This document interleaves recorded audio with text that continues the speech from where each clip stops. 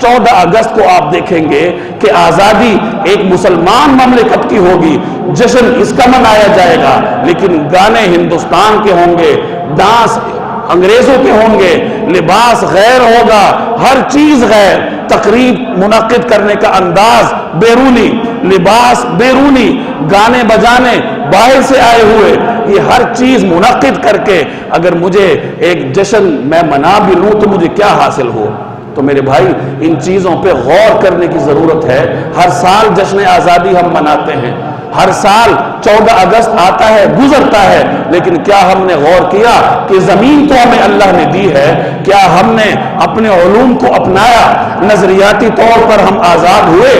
جغرافیائی طور پر تو ایک الگ سرحد ہے، ایک الگ ملک ہے، لیکن نظریاتی طور پر میں اور آپ غلام ہیں کیونکہ ہم اپنے علوم سے دور ہیں۔ تو وقت ہے کہ اللہ تبارک و تعالی نے انسان کو